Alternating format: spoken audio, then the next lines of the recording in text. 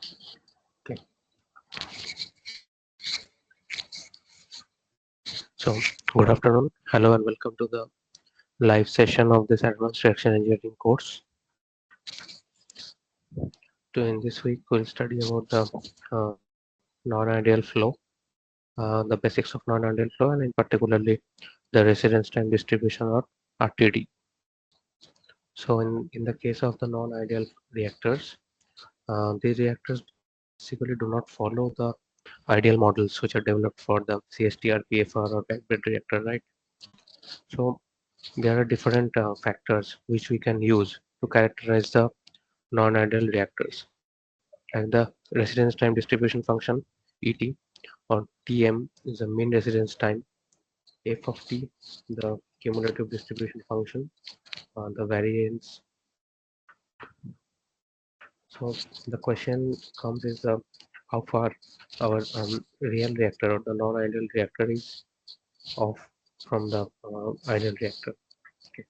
So based on that, the residence time distribution function and the cumulative distribution function, there are different functions which we um, attempt to develop to model the non-ideal reactor behavior. Okay. So the first thing which you need to see is to use the residence time data and functions to make predictions of conversion and exit concentrations. So for a gas liquid reactor, if you see, this is a simple gas liquid reactor shown here,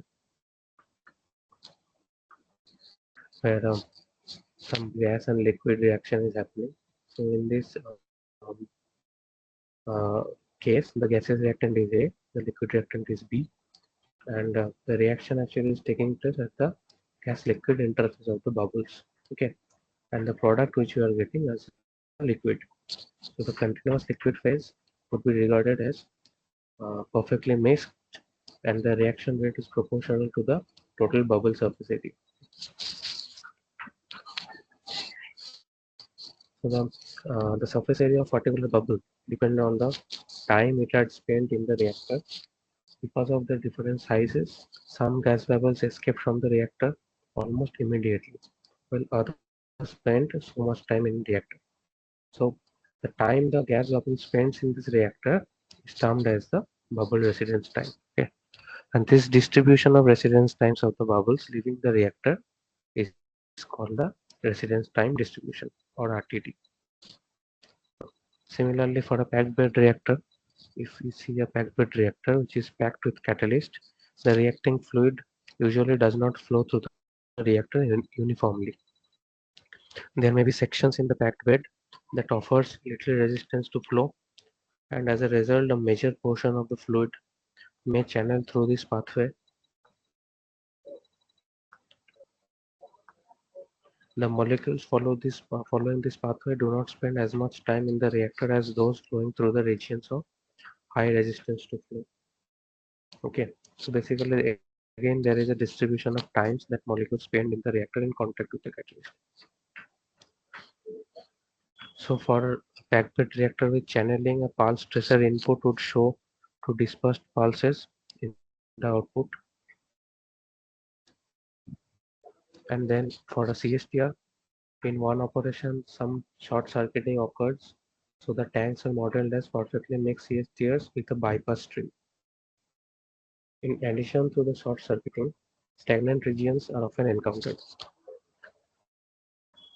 Experiments are carried out to determine the amount of material effectively bypassed and the volume of the dead zone.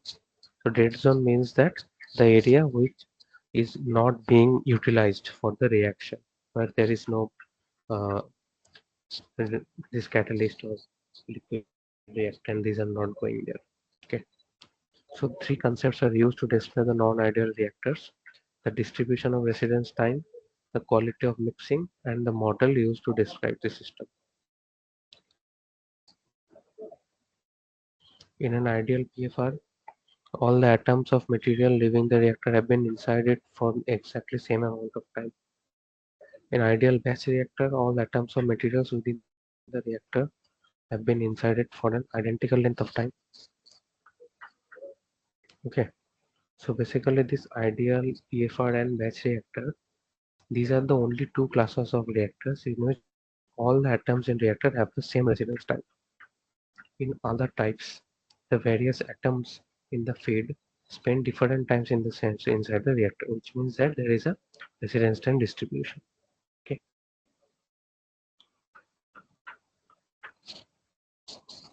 The RTD of a reactor is a characteristic of the mixing that occurs in the chemical reactor.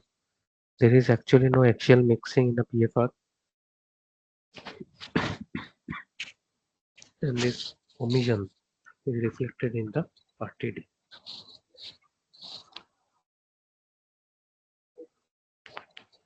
The C-state is thoroughly mixed and possesses a far different kind of RTD than the PFR reactor. The RTD exhibited by a given reactor yields distinctive clues to the types of mixing occurs within it and is one of the most informative characterizations of the reactor. The RTD, which is determined experimentally by injecting an inert chemical molecule or atom called tracer into the reactor at some time t equals to 0. Then measuring the tracer concentration in the effluent stream as a function of time is important. The tracer should be easily detectable and have similar physical properties as the reacting mixture, and it should be completely soluble. Basically, different colored and radioactive materials along with inert gases are the common types of tracers. And the two basically the methods of artery distribution techniques or methods of injection of this tracer molecule are used. Which one is the pulse input, another one is the step input. Okay, so if you see in the pulse input, what happens in an amount of tracer N is suddenly injected in one shot into the feed stream. Okay, and the time period with which it is being injected is kept as short as possible. The outlet concentration is then measured as a function of time. Typically, concentration versus time curves will be obtained. Okay? An increment of time delta t sufficiently small, then the concentration of pressure C exiting between time t and time t plus delta t is essentially the same. So what is the delta n here? The delta n is equals to basically the Ct versus delta t. And so delta n is the amount of fissile material leaving the reactor between the time t and t plus delta t. Okay. So and the n naught is the total amount of material that was injected into the reactor. Okay. So if you see here, we'll obtain this kind of expression delta n by n naught equals to v into c of t divided by n naught into delta t. This ratio delta n by n naught is the fraction of material that has a residence time between t and t plus delta t.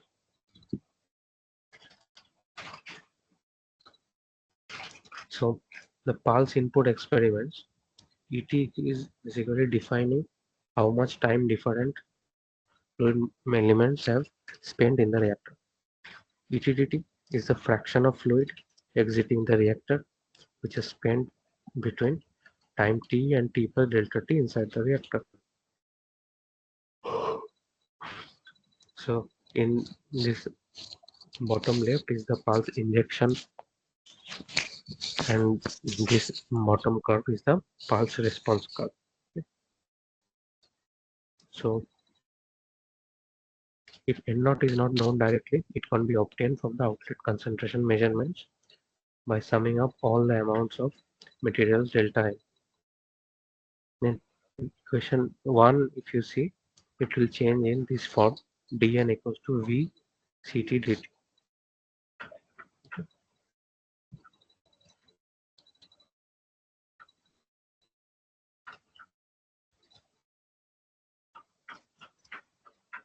So after this pulse experiment, the second thing is the step pressure experiment. So step The step experiment means we'll inject the pulse in form of step. It will be a gradually a constant uh, flow rate for a certain amount of time. Okay?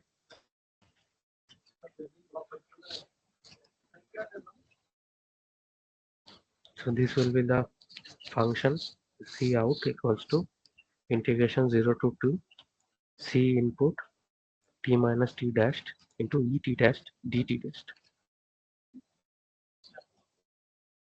So a step input for a system with a constant volumetric flow rate. So we have to consider a constant rate of tracer addition to feed that is initiated at time t equals to 0. Before this time, no tracer was added to the feed. So C naught t equals to 0 for t less than 0, C naught for t greater than equals to 0. The concentration of tracer in the feed to the reactor is kept at this level until the concentration in the effluent is indistinguishable from that in the feed. Okay? So in this bottom, this is the step injection curve, and this is the its corresponding step response curve. Okay.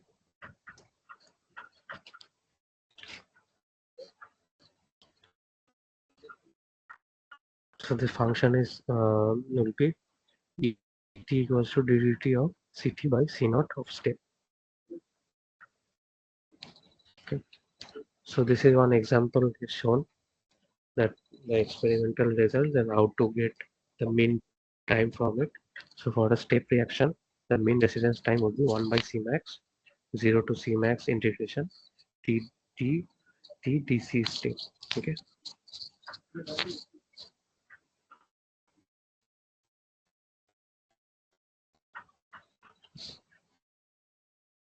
The pressure concentration equals to C is or equals to C max, and pressure concentration will be C naught is equals to M by V form of kg per meter cube. Okay.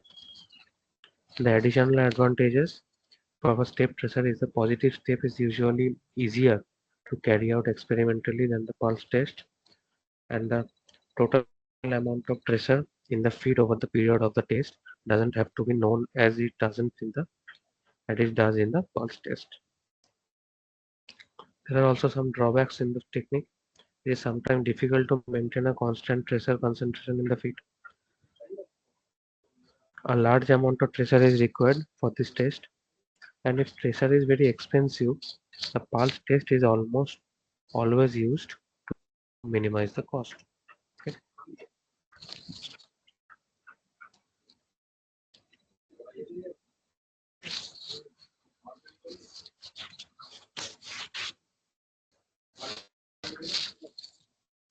So the fraction of the exit stream that has resided in the reactor for a period of time shorter than a given value t is equals to the sum over all times less than t of ETT. Okay. So this is the two expressions. So ft will be 0 to t integration ETT is equals to the fraction of effluent that has been in the reactor for time less than t. Okay. And the fraction of effluent which has been in the reactor for time greater than t, it will be t to infinite. You have to integrate in the ETDT function. That ETDT function is derived in the previous class. Okay.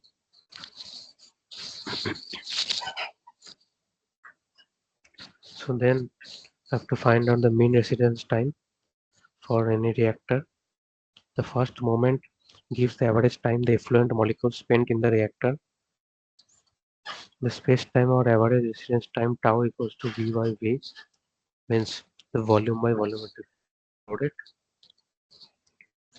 For constant volumetric flow rate, no matter what RTD exists for a particular reactor, ideal or non-ideal, this nominal space time tau equals to mean residence time Tm. Okay. So the mean residence time equals to the ratio of 0 to infinite T ETDT divided by 0 to infinite ETDT, which will be ultimately equals to 0 to infinity T ETDT. Okay.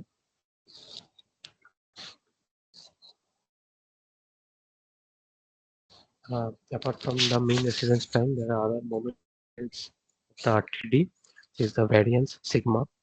So the second moment is the variance or square of the standard deviation. Okay. So sigma is the standard deviation, variance is the square, sigma square, equals to 0 to infinite t minus tm whole square etc. And the third moment is the skewness, s cube is defined as the magnitude of this particular the lack of symmetry or asymmetry of the distribution. So s cube equals to 1 by sigma to the power 3 by 2, 0 to infinity t minus tm whole cube etc. So the greater the value of this moment is the greater the distribution spread will be. So these are the main moments of the RTD.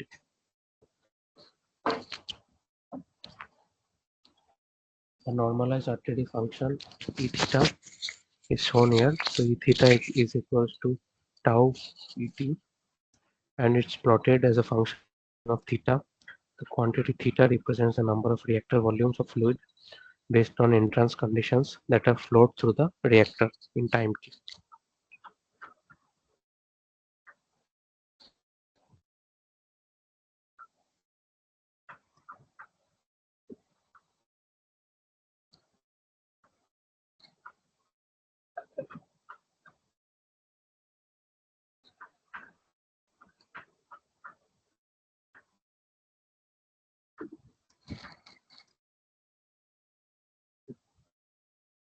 So the purpose of creating this normalized distribution function is that the flow performance inside reactors of different sizes can be compared directly. For example, if the normalized function E theta is used, all perfectly mixed CSTR have numerically the same RTD.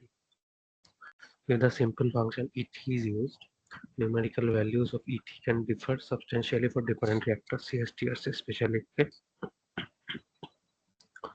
So for a CSTR, the ET equals 1 by tau e to the power minus t by tau, and E theta equals to tau ET equals to e to the power minus theta. So from these equations, it can be seen that the value of ET at identical times can be quite different for two different volumetric flow rates, V1 and V2. For the same value of theta, the value of E theta is the same irrespective of the size of a perfectly mixed system. It's a relatively easy exercise to show that in 0 to infinite integration E theta d theta equals to 1.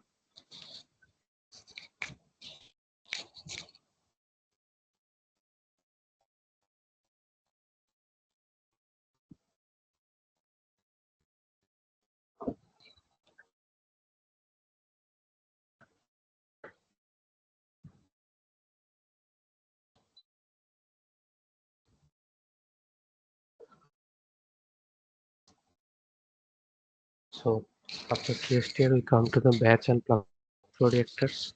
So the RTDs in the PFR and ideal batch reactor are the simplest to consider. Okay. So mathematically, if you see here, is actually expressed by the Dirac delta function. It equals to delta of t minus tau. Okay. So the spike occurs at t equals to v by v equals to tau or theta equals to 1. The distribution function is in such a case is a spike of infinite height and zero width, whose area is equals to 1. All the atoms leaving such reactors have spent precisely the same amount of time within the reactors. The Dirac delta function has the following properties: delta x equals to 0 when x not equals to 0, and it's infinity when x equals to 0. So minus infinite to plus infinity, delta x dx equals to 1, and minus infinity to plus infinity, gx delta x minus tau dx equals to g of tau. So to calculate the tau, the mean residence time, the Tm equal it will coming as we will set the gx, which function we have seen earlier. This gx is equals to t. So Tm would come as 0 to infinity t et dt equals to integration 0 to infinity t delta t minus tau dt, okay, which is the Dirac delta function. And also uh, after mean residence time we will also calculate the variance. Sigma square equals to 0 to infinite t minus tau whole square delta t minus tau dt equals to 0.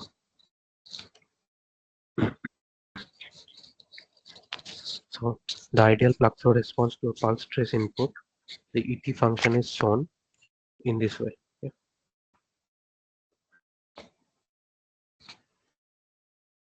And the single C steer RTD, we'll see, and this is the last part of the class. So in an ideal CSTR, the concentration of any substance is the identical to the concentration throughout the reactor.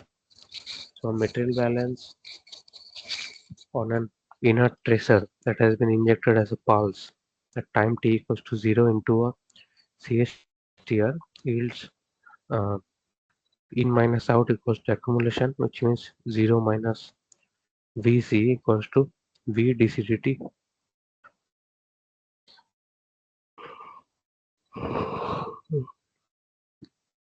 So C is equals to the concentration of tracer either in the effluent or within the reactor.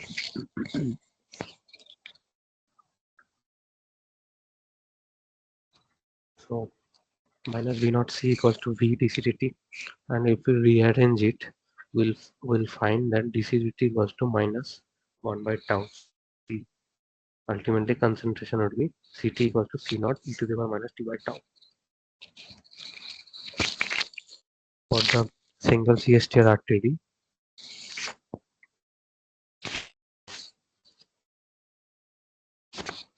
the concentration of tracer in the effluent at any time t is Ct equals to C naught e to the power minus t by tau. So the ET will be Ct by 0 to infinity Ct dt. So equals to C naught e to the power minus t by tau divided by 0 to infinite C naught e to the power minus t by tau dt. Okay. Ultimately, ET equals to e to the power minus t by tau divided by tau. So the cumulative fraction will be coming as 1 minus e to the power minus t by tau. And these are the, for a perfect operation of a CSTL, the RTD and the cumulative fraction graphs with respect to time t are shown here as well. The single CSTR RTD, the cumulative distribution f theta is f theta equals to 0 to theta e theta d theta equals to 1 minus e to the power minus theta. So the mean residence time to RTD for a CSTR is Tm equals to the nominal holding time in shown here tau equals to V by V is also the mean residence time that material spent in the reactor. So the variance of residence times in a perfectly mixed tank reactor is sigma square, which is equals to 0 to infinite T minus Tm whole square utility. So sigma square equals to 0 to infinite T minus tau whole square e to the power minus t by tau dt. And you see the tau square is a constant, so tau square will come out of the integration. So tau square 0 to infinite x minus 1 whole square e to the power minus x dx.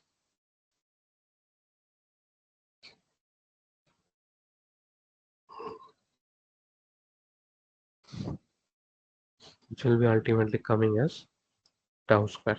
Okay.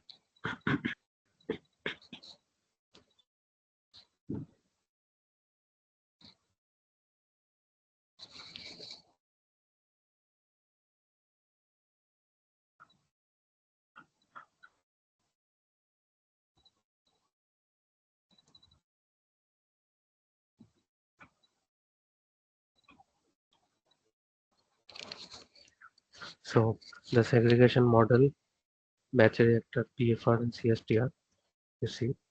So the RTD is basically not a complete description of the structure for a particular reactor or system of reactors.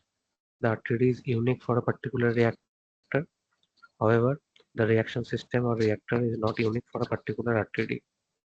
When analyzing non-ideal reactors, the RTD alone is not sufficient to determine its performance. So the reactor modeling using the RTD, you have to choose that RTD plus the model plus the kinetic data, which will ultimately try to predict the conversion, exit conversion and exit concentration in our real reactor. So zero adjustable parameter, there are segregation model and maximum mixed nest model. If there is one adjustable parameter, there are two models, the dispersion model and tank in series model. And there are two adjustable parameters, which means that the real reactors are modeled as combination of ideal reactors.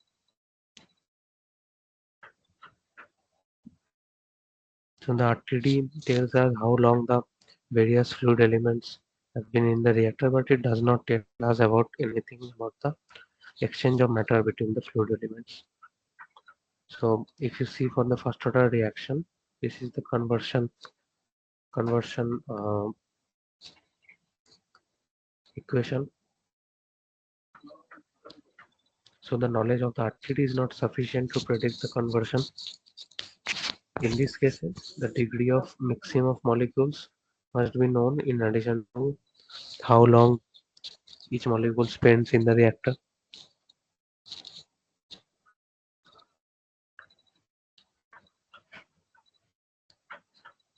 So the macrofluid and the microfluid mixing on the molecular level, if you see, there are two possibilities. The globules of a given age either don't mix with other globules or globules are free to move everywhere. If there is a complete segregation model, the molecules are mixed with any other age until they exit the reactor. If there is a complete mixing, the molecules of different age groups are completely mixed at the molecular level. If there are reactions other than first order, the information about micromixing in addition to the macromixing would be important. Okay? You have to see if there is a complete segregation or if there is a complete mixing. Okay, for reaction order n less than 1, n greater than 1 and n less than 0, the segregation model will predict the highest conversion. If there is a reaction order between n equals to 0 and 1, the maximum mixedness model will predict the highest conversion. So these two extremes of micro mixing will give the upper and lower limits on conversion of a non-ideal reactor. Okay.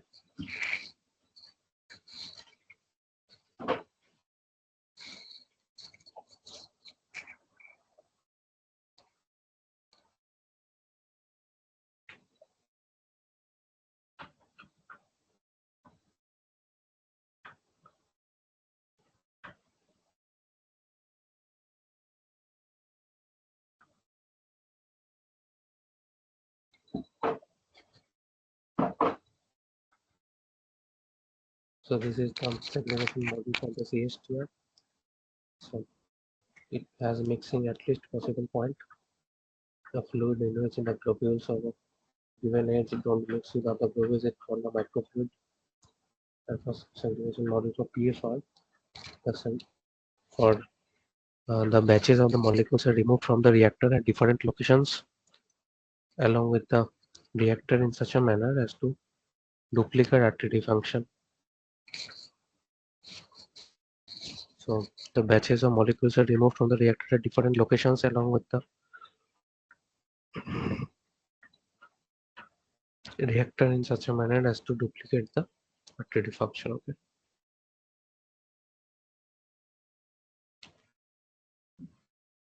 So the molecules travel here in this case along with the reactor before being removed, the longer their residence time would be. But there is no molecular interchange between the globules. It acts as its own batch reactor. Okay? The reaction time in any of these tiny batch reactors is equal to the time and the particular globule spends in the reaction environment. So to determine the mean conversion in the effluent stream, we must average the conversion of the all the various globules in the exit stream. So mean conversion of those globules spending between time t and t plus delta t would be equal to the conversion achieved in a globule after spending time t in the reactor and multiplied with the fraction of globules that spend between time t and t plus delta t in the reactor. Dx bar equals to xt into et dt. Okay, this is the one example been shown here. So you try to solve this particular question and let me know if there is any question arises.